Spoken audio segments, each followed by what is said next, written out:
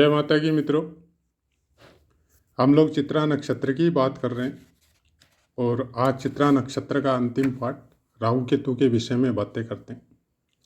प्रथम चरण में अगर चित्रा नक्षत्र में राहु हो तो कुछ विशेष अच्छा फल नहीं बताया गया है और स्वभाव से थोड़ी गुस्सा या वो बोल सकते हैं कि ज़रूरत से ज़्यादा गुस्सा आना, मारपीट भी कर सकता है। तो इस टाइप का कुछ फल राहुदेव का बताया गया है, क्योंकि छठे स्थान में विराजमान होंगे आपके राहुदेव और चित्रा नक्षत्र के प्रथम चरण में रहने की वजह से।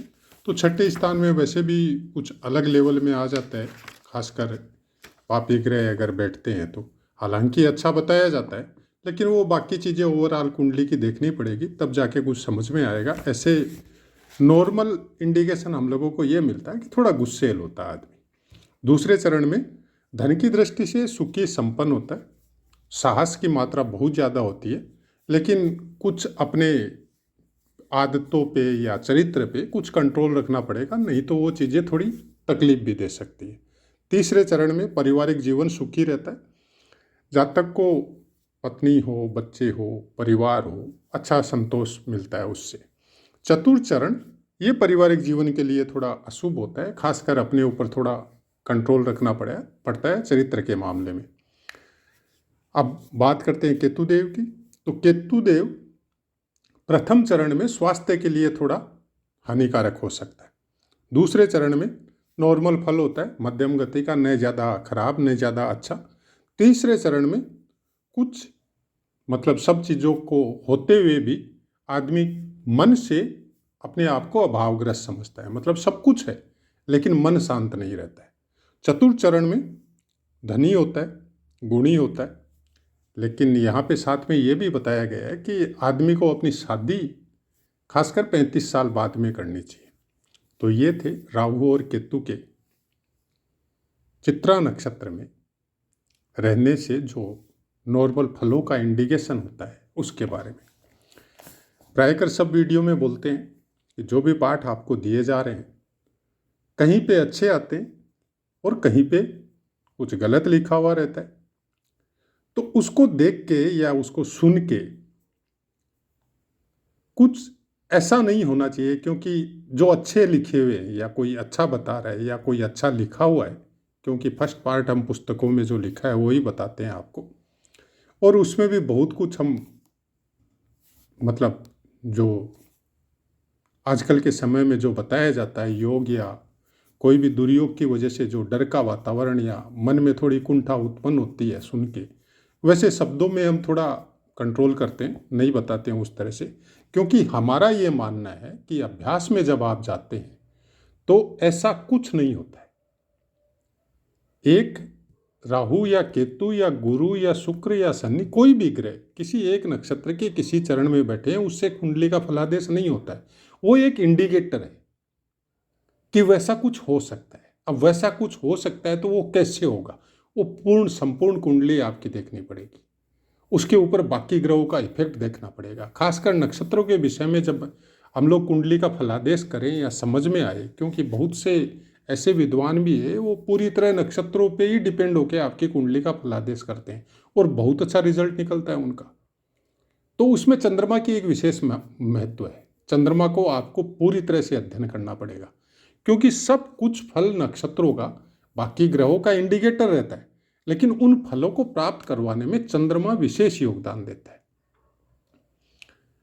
अपने ऋषि मुनियों ने या अपने पूर्वजों ने जो ग्रंथ बनाए, उसमें कुछ चीज़ें पुराणों के आधार पे, उन कहानियों के साथ, उन धर्म ग्रंथों में जो आपस में एक दूसरे की जो बातें सुनने को मिलती है कि चंद्रमा कौन था, राजा दक्ष कौन थे, 27 नक्षत्र जो उनकी पुत्रियां थी, ये सब कहानियों से हम लोगों को एक विशेष ये समझने में मिलता है कि नक्षत्रों का इफेक्ट चंद्रमा के द्वारा ही ज़्यादा मिलता है।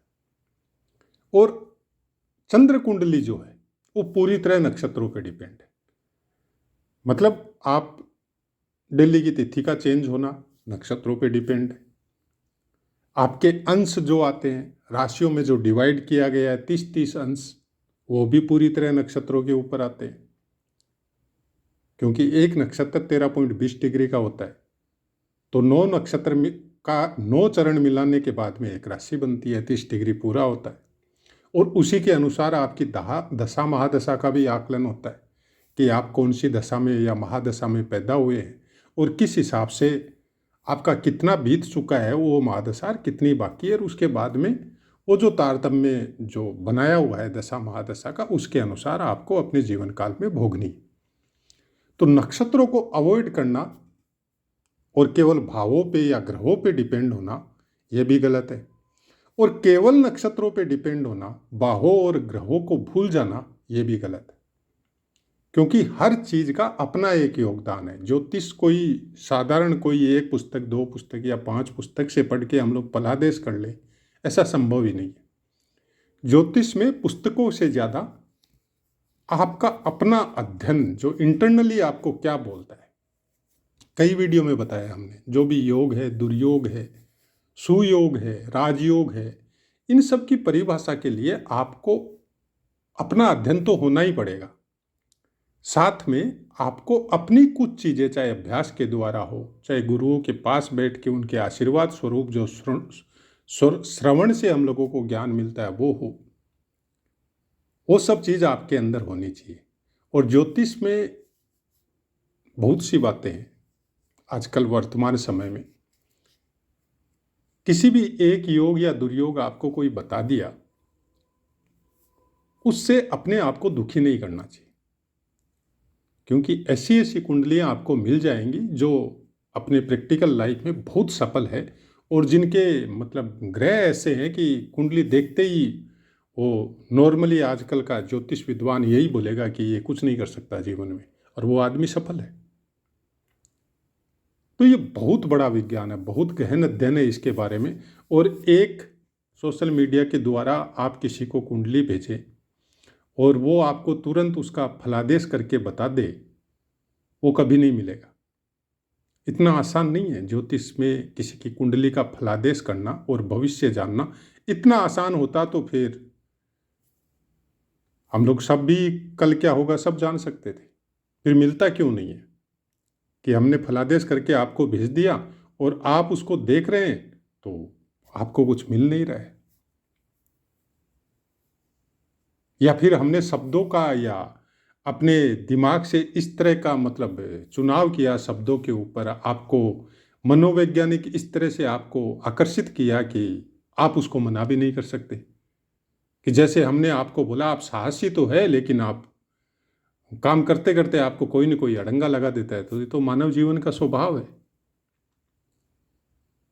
ये तो नॉर्मल चीज है, मनोवैज्ञानिक आधार है ये तो।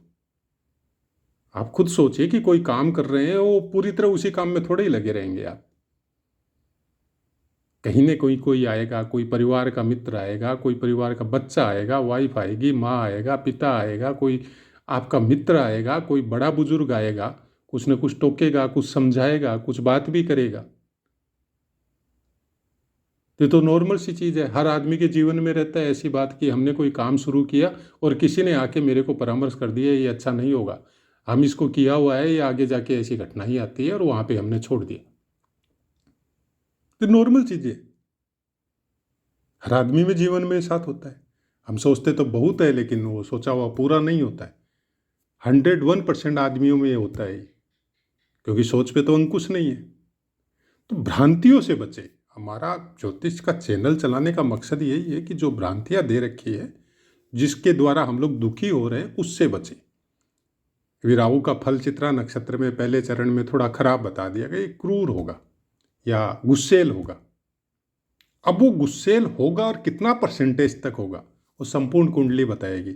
मान लीजिए उसी राहु के ऊपर, हालांकि यहाँ पे किसी भी दृष्टि के बारे में पुस्तक में बताया नहीं गया है, लेकिन राहु के ऊपर अगर कोई शुभ ग्रह की दृष्टि हो जाए, या चित्रा नक्षत्र में होने से या तो वो कन्या राशि में बैठेगा या वो तुला राशि में बैठेगा,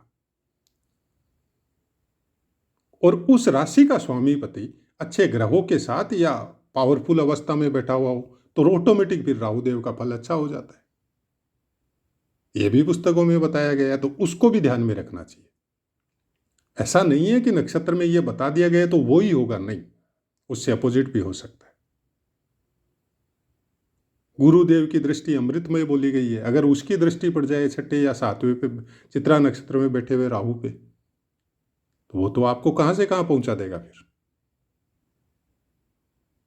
तो भ्रांतियों में मत पड़िए। किसी भी कोई भी चीज का पुस्तक के द्वारा या किसी के बताने की वजह से आपको छोटी छोटी पोस्ट आती है फेसबुक वगैरह में, सब ज्योतिष में जो भी इंटरेस्ट लेते हैं प्राय कर सब ग्रुप में या सोशल मीडिया के चैनल में सब जुड़े हुए रहते हैं, सब देखते रहते हैं, सुनते रहते हैं या कमेंट करते रहते हैं। कोई आ गया कि भैया आपका राहु छठे स्थान में बैठा हुआ है, चित्रा नक्षत्र में है, कोई कमेंट आ गया कि आपका ये कोई पोस्ट आ गया या कोई सोशल मीडिया में आ गया कि आपका ये अच्छा नहीं। हमने छोटा सा बोला, उसने थोड़ा ब्रॉड स्केल में बोल के आप दे दिया और आप दुखी हो गए। ऐसा नहीं होना चाहिए, क्योंकि इसके फल जो लिखे हुए हैं उससे भी अपोजिट। अब गुस्सा तो आभूषण है भाई इंसान का, मानव जीवन है ये। गुस्सा अगर नहीं होगा तो आप कुछ कर ही नहीं सकते। आपके मन में अगर थोड़ा सा भी गुस्सा नहीं है तो वो इंसान जीवन में कभी सफल ही नहीं हो सकता। गुस्सा आना बहुत जरूरी है सफलता के लिए। किसी ने कोई इंटरनल चोट कर दी आपके ऊपर और गुस्सा आ गया, और उसी गुस्से को कन्वर्ट आपने, उस एनर्जी को कन्वर्ट अपने काम में कर दिया, आप फ्लाई हो गए, ऊपर उठ गए। तो ऐसी बहुत सी बातें हैं जो ज्योतिष के द्वारा हम लोगों को बताई जाती है। उसके मर्म को समझना, उसके अनुसार अपने आप को ढालना, और सबसे बड़ी बात है कि जैसे आप कर्म करेंगे उसी अनुसार ग्रह नक्षत्र आपको फल देंगे। प्राय कर सब वीडियो में बोलते हैं हम ये बात कि प्रारब्ध ने आपको क्या दिया, जो उसने दिया वो दे दिया। वो हम लोगों का बैंक बैलेंस था, उसका कुछ बैंक बैलेंस, कुछ हिस्सा, कुछ पार्ट इस जीवन में हम लोगों को मिला है। संपूर्ण तो सवाल ही नहीं है, क्योंकि कलयुग में मनुष्य जीवन का इतना पावर ही नहीं है कि संपूर्ण फलादेश जो प्रारब्ध में हम लोग इतने जन्मों से करते हुए आ रहे हैं उसको भोग सके। कुछ हिस्सा दिया है इस मशीन की, इसे जो कलयुग में जो मनुष्य जीवन की जो मशीन हम लोगों को प्राप्त हुई है, उसकी अपनी एक सीमा है। उस सीमा से ज़्यादा दुख या तकलीफ या सुख हम लोग नहीं भोग सकते। उम्र की भी सीमा है और भोगने की भी एक सीमा है। उसी अनुसार हम लोगों को वो प्रारब्ध मिला है। अब वो कट सकता है, अच्छा है तो और अच्छा हो सकता है, और बुरा है तो और भी बुरा हो सकता है। नहीं तो बुरे को भी अच्छे में कन्वर्ट किया जा सकता है। वो वर्तमान के कर्म है, और ये छूट केवल मनुष्य को मिली। चाहे आप वेद पुराण पढ़ लो, चाहे आप ज्योतिष शास्त्र पढ़ लो, चाहे आप गीता वगैरह पढ़ लो, जो हम लोगों के सनातन धर्म के ग्रंथ हैं, साफ साफ बोला गया है कि अगर आपको जो भी बुरे प्रारब्ध है उनको अगर आपको अच्छे से भोगना है, बिना डिगे भोगना है, तो आपको अपने कर्मों पे नियंत्रण रखना बहुत जरूरी है। कौन से अच्छे कर्म है, कैसी दिनचर्या हम लोगों की रहनी चाहिए, मन में दूसरों के प्रति, जीवों के प्रति या मनुष्यों के प्रति या अपनों के प्रति कैसे भाव रहने चाहिए, वो आपको सोच समझ के करना पड़ेगा। और चैनल का उद्देश्य यही है कि ग्रह को सुधारने की जरूरत नहीं है, अपने आप को सुधारो। आपके अंदर संपूर्ण ब्रह्मांड है और सब ग्रहों का स्थान इस शरीर में है। हर नक्षत्र का स्थान इस शरीर में बाकायदा ज्योतिष की पुस्तकों में लिखा हुआ है ये चीज, कि कौन सा ग्रह आपके शरीर में कौन से स्थान में विराजमान है, कौन सा नक्षत्र आपके शरीर में कौन से स्थान में विराजमान है, सब कुछ लिखा हुआ है। तो अगर पुस्तकों की माने तो उसके अनुसार कर्म भी करिए। आशा है दोस्तों पाठ समझ में आ रहे होंगे। तो अपनी वाणी को विराम देते और आपसे आज्ञा लेते। जय माता की।